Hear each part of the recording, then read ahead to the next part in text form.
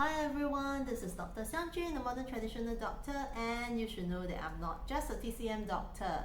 So for this week is going to be how do we ease dry cough with TCM methods. Now I'm going to suggest 3 methods. Firstly, you can gargle your throat with salt water. That is going to help open the airway and moisturize the airway. And secondly, you can steep tea made of honey, ginger and peppermint. And thirdly, you can do acupressure, on a point called Hua Gai. So it's actually located at the breastbone area. So how you locate is there is an indentation at the sternum or the breastbone. So you smooth it down, and the part where you feel like there is a lump, bulging up, right before that, the depression is called the Hua Gai acupoint, and you can massage on that, and that is going to help alleviate any kind of coughs. So I hope that helps.